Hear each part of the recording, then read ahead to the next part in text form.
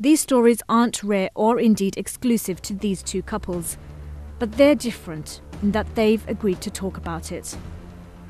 Most people who return from Hajj unhappy with the service they're provided are reluctant to talk to journalists about it.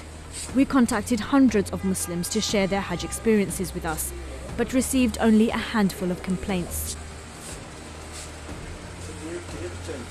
Among them, stories of fights breaking out, wheelchair users having no access to lifts or ramps, contaminated foods and requests for silence from tour operators. None of these people wanted to go on record, and many people believe that complaining about your Hajj will in some way diminish the rewards you might get for it. Here are some of the photographs and video footage we collected from dissatisfied pilgrims. They show squalid hotel room conditions, dangerous electric sockets, overcrowding, and this cockroach, which was just one of many insects one pilgrim said he had to share his room with.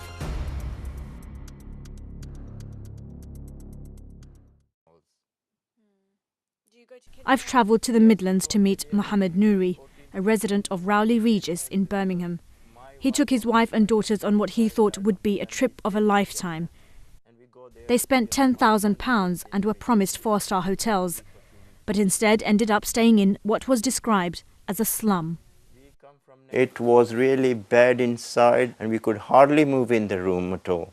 Because the beds were so near, we had to move one bed ourselves outside.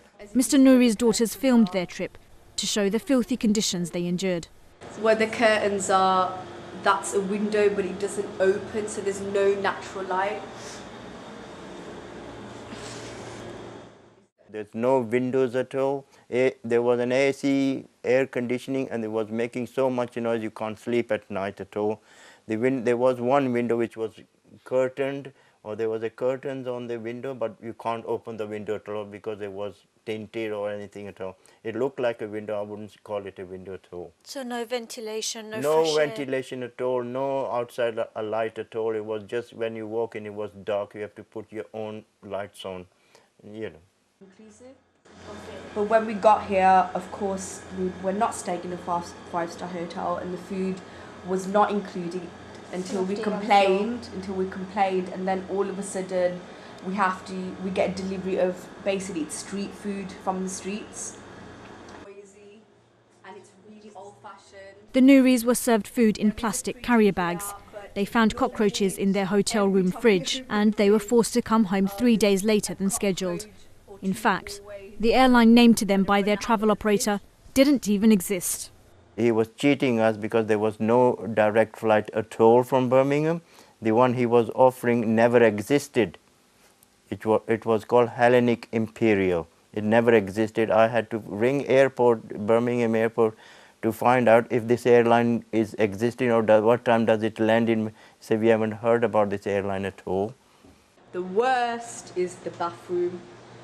With the help of this video and trading standards, Nouri took his travel operator to court. At the end of last year, Hafiz Chowdhury Ahmed, who ran Hellenic Travels, was convicted of fraud and jailed for 15 months. It took the Nouris 2 years to get to this, and it's not the only case in the area.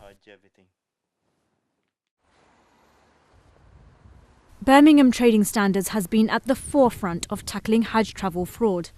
Over the last 2 years, they've been working on numerous cases and have helped to shut down several companies selling fraudulent Hajj packages. We want to speak to somebody about your Hajj and Umrah business that you're doing. He's not here. No.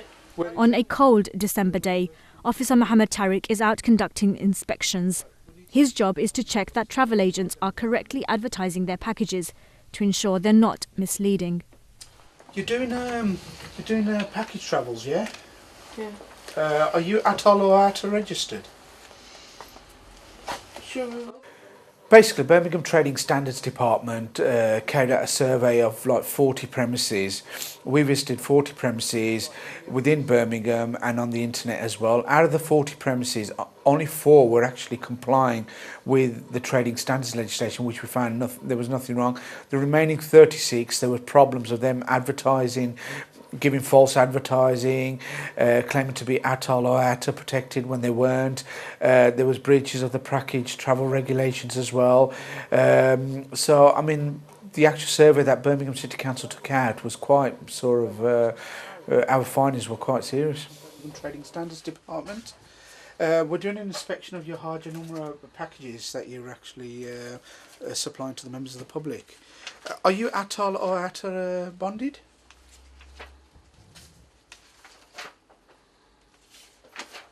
So if somebody books a package with you, what documentation do you give them?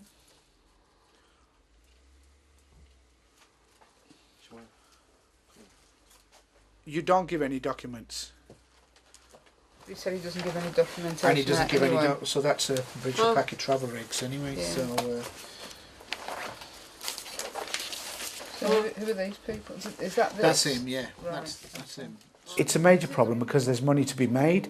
What people are often doing is going for the good sort of bargains, but not realising there is a scam behind it. At the end of the day, what people are tend to doing, right, they're taking words from their friends or a middleman, and often paying like £3,000-4,000 a time, and being sort of offered 4- or 5-star hotels, direct flights, and that's not actually the case. People, yeah? Okay. Yeah, we will. But obviously, because he's using your premises to supply these leaflets, you know, at the end of the day... In another shop, Tariq and his team find evidence of a tour operator using a false business address. Got a number there that doesn't belong. They're using an ATOL number, which belongs to another company, not them. You haven't got the permission to do that. CAA don't know about it. The Civil Aviation Authority, we've got clarification from them that you're not authorised to do that.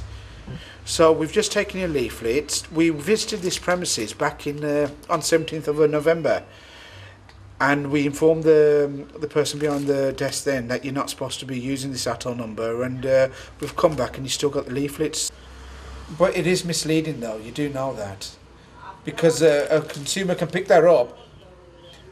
Yeah, a consumer can pick that up and say, well, hold on, Sato Beg is IATA and ATOL protected, so I'm going to go with him. When you know that's not the case. So what we've done, we've seized the leaflets, and what we'll do, we'll write to you and call you in for an interview. Yeah. Okay. Where are you based? Where's your? I believe you're a pharmacist. You're not based. You're based at 105 Lows. You're based there. You're not based there because we're standing here now. That's your registered office. Right, well, we've just been informed that you're not supposed to be using this office. They've got 2 cars out here. It doesn't mean they're based there.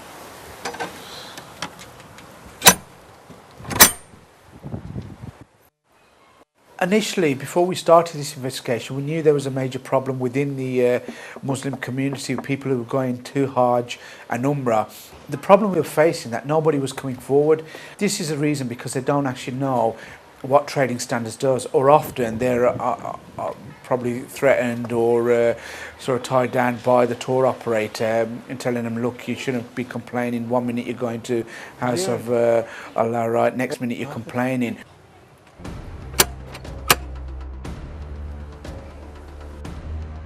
You do a Hajj and Umrah business from these premises? You either know or you don't know, yes or no? Then we get legalized. Then it gets sent to the Saudi embassy for them to endorse that. Then it goes to the Arab consulate, they have to endorse it as well. One point here, then you have to walk it there, then you have to go to the bus stand, then you have to get into the bus. At any time, did they tell you that they were providing you a 5-star hotel? No, they didn't know. And to actually get people some jail time, which is what people want to see. They want to see these people going to jail. So when the tour operators are out there saying, you know, you'll get a 5-star accommodation, expect a 3-star. Surely the tour operators should be the ones to say that. In part 2, we'll look at the process involved in booking a Hajj travel package, and we hear from the police on what penalties await rogue Hajj agents.